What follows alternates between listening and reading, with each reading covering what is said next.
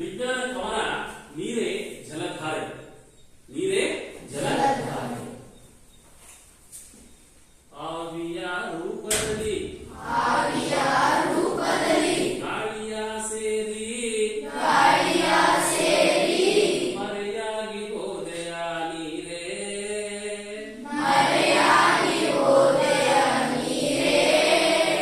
ಕಾಣದೆ ಮರೆಯಾಗಿ ಹೋದೆಯ ನೀರೇ.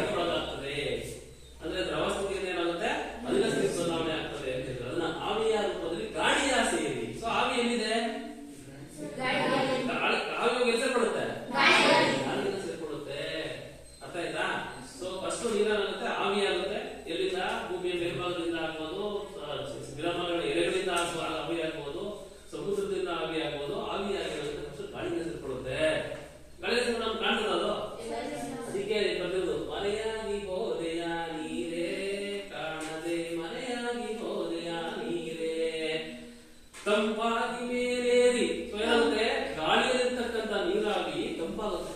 ತಂಪಾಗಿ ಏನಾಗುತ್ತೆ, ಇನ್ನೂ ಮೇಲೆ ಹೋಗ್ತದೆ. ಹಗುರ ಆದಷ್ಟು ಏನಾಗ್ತದೆ ಗೊತ್ತಾ, ಮೇಲೆ ಇರ್ತಾ ಇರ್ತದೆ. ತಂಪಾಗಿ ಮೇಲೇರಿ ಮೋಡವ ಸೇರಿ ಕಡೆ ಏನಾಗುತ್ತೆ, ಮೋಡ ತಂಪಾದಷ್ಟು ಏನಾಗ್ತದೆ, ಮೇಲೆ ಹೋಗಿ ಮೋಡವನ್ನು ಕರ್ಕೊಂಡು ಹಗುರ ಆಗ್ಬಿಟ್ಟು ಮೋಡ ಸೇರುತ್ತೆ. ಮೋಡ ಸೇರಾಗುತ್ತೆ, ಅಲ್ಲಿ ಸಣ್ಣ ಸಣ್ಣ ನೀರಿನ ಹನಿಗಳಾಗುತ್ತೆ. ಅದನ್ನೇ ಇಬ್ಬನಿಯು ನೀನಾದ ನೀರೇ ಹೇಳ್ತೀವಿ. ತಂಪಾಗಿ ಮೇಲೇರಿ ಮೋಡವ ಸೇರಿ ಇಬ್ಬನಿಯು ನೀನಾದ ನೀರೇ. ನೋಡಿ, ಸ್ವಲ್ಪ ಪ್ರಮಾಣದ ನೀರೇನಾಗುತ್ತೆ ಅಂದ್ರೆ ಆವಿಯಾಗಿ ತಂಪಾಗಿ ಮೇಲೇರಿ ಮೋಡ ಸೇರ್ಕೊಳ್ಳುತ್ತೆ.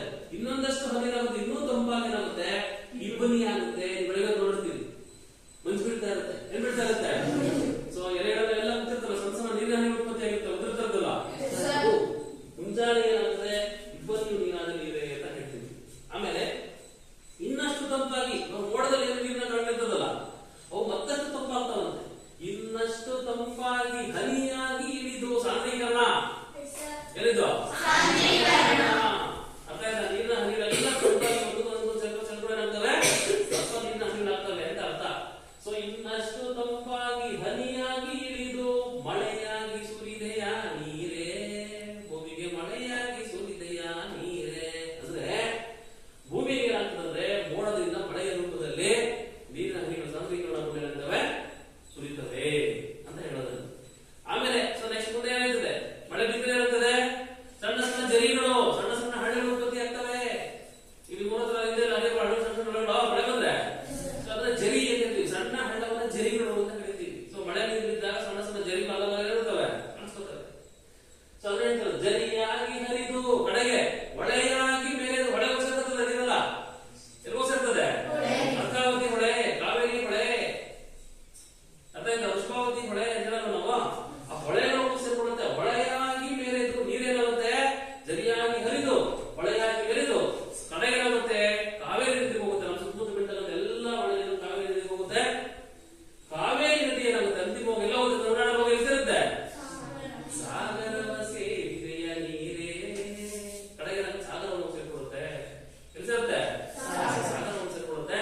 ಸೊ ನಮ್ಮ ಭಾರತದ ದಕ್ಷಿಣ ಭಾಗದಲ್ಲಿರ್ತಕ್ಕಂಥದ್ದು ಸಿಂಧು ಮಹಾಸಾಗರ. ಯಾವುದು, ಹಿಂದೂ ಮಹಾಸಾಗರ. ಸೊ ಅದಕ್ಕೆ ಮತ್ತೊಂದು ಹೆಸರು ಸಿಂಧು ಅಂತ. ಸೊ ಸಿಂಧು ಸಾಗರವ ಸೇರಿದೆಯ ನೀರೇ ಹೇಗಿರುತ್ತೆ ಅಂದ್ರೆ ಇಡೀ ನಮ್ಮ ಜಲಚಕ್ರವನ್ನು, ಯಾವ್ದನ್ನ ಇಡೀ ನಮ್ಮ ಜಲಚಕ್ರವನ್ನು ನಾವು ಈ ರೀತಿ ಒಂದು ಸಂವಹನದ ರೂಪದಲ್ಲಿ, ಒಂದು ಹಾಡಿನ ರೂಪದಲ್ಲಿ ನೋಡೋದು ವ್ಯಕ್ತಪಡಿಸಬಹುದು. ಸೊ ನೀವು ಈ ಹಾಡನ್ನ ಕಲಿ ಏನ್ ಮಾಡಿ, ಕಲಿತು ಏನ್ ಮಾಡಿ, ನಿಮ್ಮ ಸ್ನೇಹಿತರಿಗೆ, ಎಲ್ಲಿ ನಿಮ್ಮ ಅಕ್ಕಪಕ್ಕ, ನಿಮ್ಮ ಮನೆ ಸುತ್ತಮುತ್ತ ಇರ್ತಾರ, ನಿಮ್ಮ ಸ್ನೇಹಿತರು ಬೇರೆ ಸ್ಕೂಲ್ ಮಕ್ಕಳೆಲ್ಲ ಇರ್ತಾರಲ್ವಾ, ಅವ್ರಿಗೆ ಹೇಳ್ರಿ. ನಿಮ್ಮ ಮನೆಯಲ್ಲಿ ತಂದೆ ತಾಯಿಗೆ, ನಿಮ್ಮ ಅಣ್ಣ ತಮ್ಮ ಇರ್ತಾರಲ್ವ, ಅವರ ಮುಂದೆ ಈ ಹಾಡನ್ನ ಹೇಳಿ, ಈ ಹಾಡಿನ ಅರ್ಥ ಏನು ಅಂತ ಅವ್ರಿಗೆ ತಿಳಿಸ್ಕೊಡ್ತೀವಿ. ಅರ್ಥ ಹೇಳ್ತಾರದು. ಸೊ ನಾವು ಯಾವ ಕಲಿಕಾಂಶ